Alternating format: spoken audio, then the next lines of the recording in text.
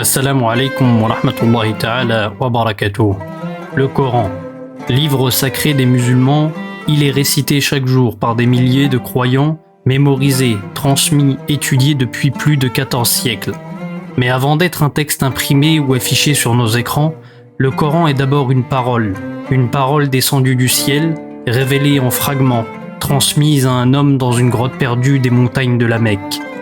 Dans cet épisode, je vous propose de remonter aux origines, de redécouvrir comment cette parole divine est descendue sur le cœur du prophète sallallahu alayhi wa sallam et comment elle a été conservée, récitée, écrite puis compilée.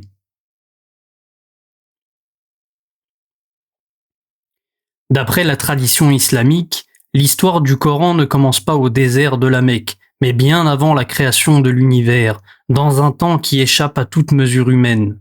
Le Coran lui-même nous enseigne qu'Allah a inscrit sa parole sur des tables préservées, al-Lawh al-Mahfoud, à l'abri de toute altération, conservées dans les hauteurs célestes depuis des temps immémoriaux. Puis au cours d'un mois de Ramadan, Allah ordonne aux anges de faire descendre ce message sacré vers le ciel le plus bas, où l'attendait le moment d'être révélé progressivement au dernier des prophètes. Comme le rappelle le verset de la sourate Al-Baqarah, le mois de Ramadan au cours duquel le Coran a été descendu comme guide pour les gens. Le nom même du Coran tire son origine du verbe qara'a, lire, réciter, comme Allah le formule avec puissance dans la sourate Al-Qiyamah, Inna alayna jam'ahu wa qur'anah, fa idha qara'nahu fattabi' qur'anah. En vérité, c'est à nous qu'il incombe de le rassembler et de te le faire réciter, et lorsque nous le récitons, suivant sa récitation. Il faudra attendre le 7e siècle de notre ère pour que le Coran atteigne le cœur d'un homme, le prophète Mohammed sallallahu alayhi wa sallam.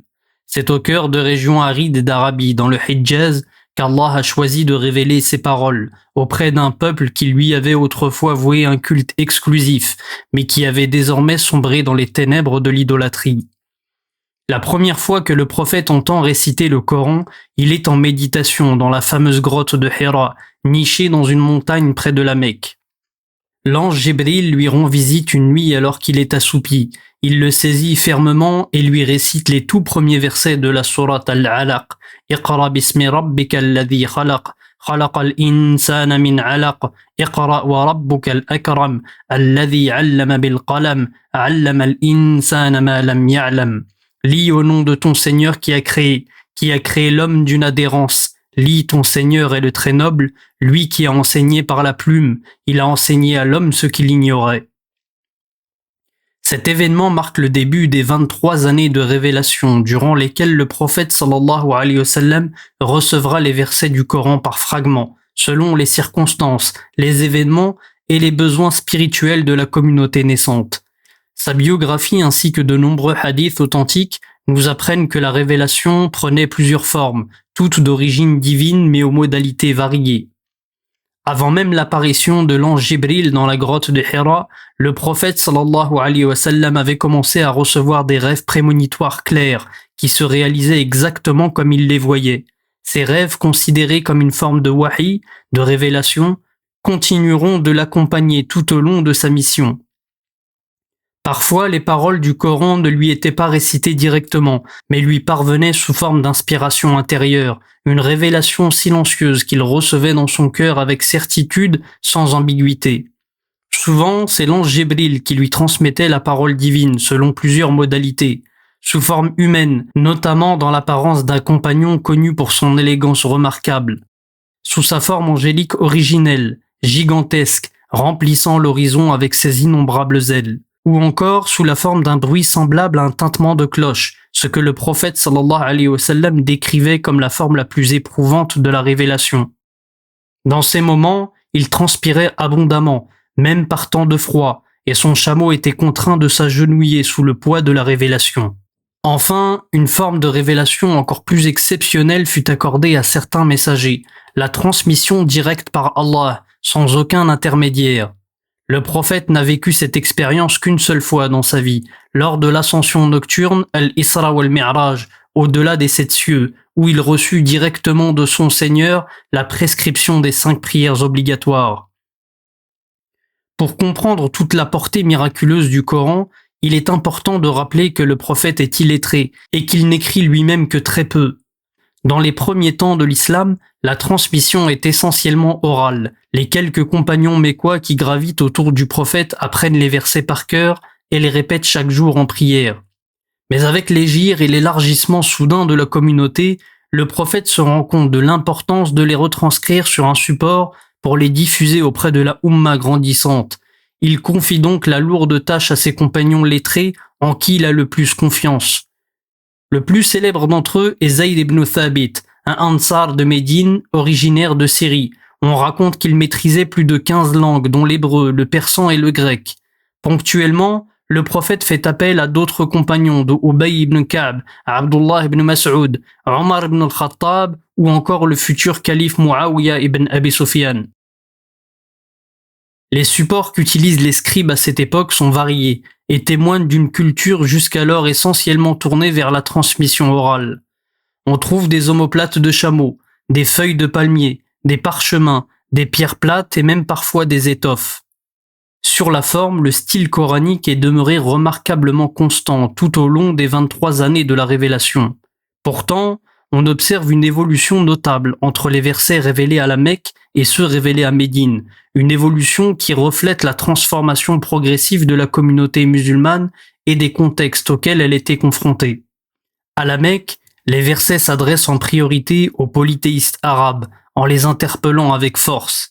Ils appellent à la réflexion, à la remise en question des croyances païennes en s'appuyant sur les miracles de la création, la logique de l'unicité divine et les récits des anciens prophètes pour éveiller les consciences.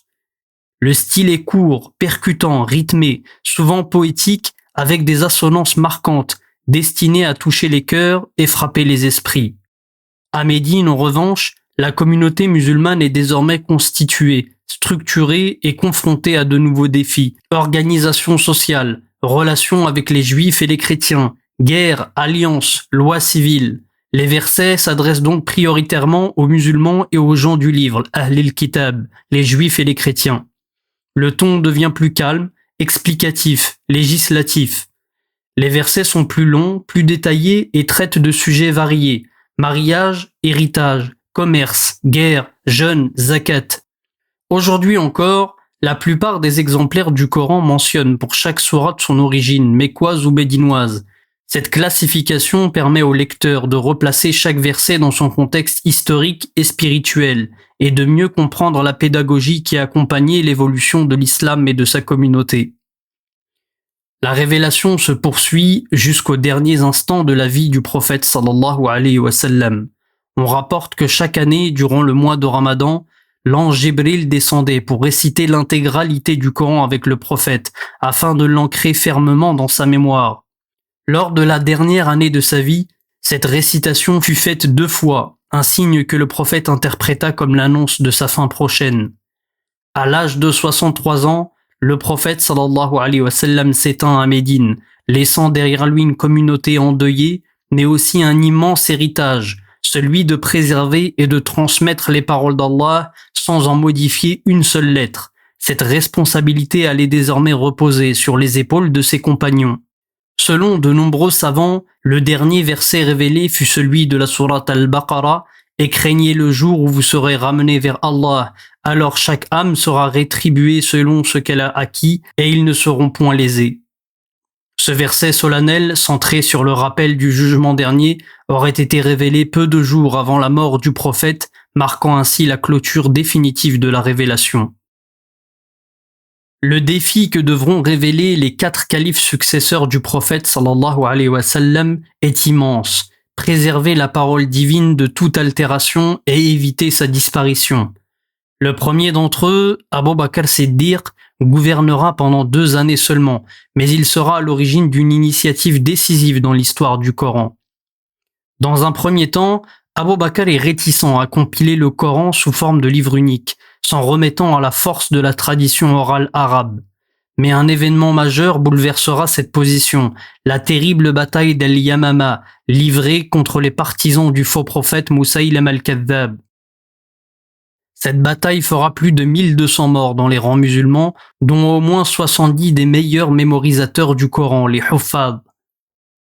Face à ce drame, Omar ibn al-Khattab, conscient du risque de perdre une partie du Coran si d'autres huffaz venaient à mourir, insiste auprès d'Abu Bakr pour qu'il leur donne la compilation écrite officielle des versets, conformément à ce qu'ils ont entendu directement du prophète sallallahu alayhi wa sallam. Après réflexion, Abu Bakr accepte, réalisant la gravité de la situation. Il confie alors cette mission sacrée aux plus grands récitateurs encore vivants, dont Zayd ibn Thabit, Abdullah ibn Mas'ud, Ali ibn Abi Talib ou encore Abu Musa al-Ash'ari. Zayd dira à ce sujet « Wallahi, si on m'avait demandé de déplacer une montagne, cela aurait été plus facile pour moi que la compilation du Coran. Comment allions-nous faire une chose que le prophète lui-même n'a jamais faite de son vivant ?» Zayd s'attelle à la tâche avec un sérieux et une rigueur exemplaires. Il collecte non seulement ce que les mémoires des compagnons avaient conservé, mais aussi tous les supports matériels sur lesquels les versets avaient été consignés, os plats, feuilles de palmier et autres morceaux de cuir. L'ensemble est ensuite soigneusement retranscrit sur des feuillets et conservé chez le calife Abu Bakr. Cette première compilation est appelée Copie d'Abu Bakr, Suhuf Abu Bakr, une version de référence qui servira de base pour les générations futures. Durant la 13e année de l'Hégire, soit 2 ans après la mort du prophète, Abu Bakr Siddiq s'étend à son tour, confiant la direction de la communauté à Omar ibn al-Khattab. Ce dernier dirigera les musulmans pendant 10 années, marquées par une expansion fulgurante de l'État islamique. Sous son califat, l'islam franchit les frontières de la péninsule arabique pour s'étendre à de vastes territoires. L'empire sassanide perse est totalement conquis après les grandes batailles d'Al-Qadisiyah et de Nahawand, marquant la fin d'une civilisation millénaire. Côté ouest, les armées musulmanes repoussent les forces byzantines, s'emparent de la Syrie, de la Palestine et de l'Égypte jusqu'aux confins de la Libye. Avec ces conquêtes, des milliers de nouveaux croyants rejoignent l'islam, parlant une multitude de langues et de dialectes. Dans certaines régions nouvellement islamisées, notamment au Cham, les différences de récitation du Coran deviennent une source de confusion. Le gouverneur local Yazid ibn Abi Sufyan, inquiet des divergences, adresse un message au calife Omar pour lui demander l'envoi de récitateurs fiables, capables d'enseigner la lecture du Coran selon la tradition authentique du prophète. Omar répond favorablement à cette demande. Il envoie alors des experts en lecture coranique dans les grandes villes du Cham, Damas, Jérusalem et Homs, afin de préserver l'unité doctrinale et la pureté de la transmission coranique. Cette initiative marque une première tentative d'unification de la récitation à grande échelle dans cet empire en pleine expansion. À l'époque du calife Uthman ibn Affan, les conquêtes s'intensifient et les habitants des nouvelles contrées islamiques apprennent le Coran auprès des grands maîtres récitateurs. Malgré les efforts de Omar ibn al-Khattab pour unifier la récitation du Coran, des divergences apparaissent dans les différentes régions de l'empire, au point de menacer l'unité de la communauté musulmane. Même à Médine, des savants commencent à se disputer la légitimité de leur récitation, chacun se réclamant d'un maître différent. Face à cette situation préoccupante, Uthman décide d'agir. Il ordonne la standardisation du texte coranique à partir de la copie compilée sous Abu Bakr, que Hafsa, fille de Omar ibn al-Khattab, conservait précieusement. Un comité dirigé par Zayd ibn Thabit est chargé de retranscrire une version officielle dans le dialecte quraïchite tel que révélé au prophète sallallahu alayhi wa sallam. Une fois achevé, ce texte est multiplié en plusieurs exemplaires appelés mushaf, un terme qui désigne un recueil de feuillets reliés contenant le Coran. Ces masahifs sont envoyés dans les grandes régions de l'empire, Koufa, Basra, Cham, accompagnés de récitateurs formés. Uthman donne également l'ordre de détruire toutes les copies divergentes afin de mettre un terme au conflit et de préserver l'unité doctrinale. Ce mushaf uthmani, comme on l'appelle aujourd'hui, est à l'origine de toutes les éditions modernes du Coran, fidèlement transmises à travers des siècles sans altération. Des fragments de la version originelle du mushaf uthmanien auraient été découverts un peu partout dans le monde islamique et conservés aujourd'hui au Caire, à Istanbul et à Londres. Parallèlement à la préservation du texte écrit, la tradition islamique a également veillé à conserver les différentes manières authentiques de réciter le Coran, sous le nom de qira'at. Ces variantes de récitation, transmises par des chaînes rigoureuses depuis les compagnons du prophète, reflètent la richesse linguistique de l'arabe et les divers accents des premières communautés musulmanes. Si le califat de Uthman a fixé le texte consonantique du Mus'haf, plusieurs lectures ont continué à être transmises oralement, sans contradiction. Parmi les plus célèbres figurent Hafs an Asim, aujourd'hui majoritaire dans le monde, et Warsh an Nafi', répandu au Maghreb et en Afrique de l'Ouest. Ces lectures sont indissociables d'un autre aspect fondamental, le tajwid, ou l'art de réciter le Coran avec justesse. Le tajwid repose sur un ensemble de règles précises de prononciation, d'intonation et de rythme visant à préserver la beauté sonore du texte révélé. Maîtriser le tajwid, c'est respecter le Coran tel qu'il a été révélé et perpétuer la tradition prophétique de la récitation. De nombreux hadiths insistent sur la valeur spirituelle d'une récitation soignée. Celui qui récite le Coran avec aisance sera avec les nobles scribes et pieux anges, rapportés par le Bukhari et Muslim. Jusqu'à aujourd'hui, les grands récitateurs, appelés Qurra, sont formés dès le plus jeune âge à cet art, transmis de génération en génération dans les écoles coraniques.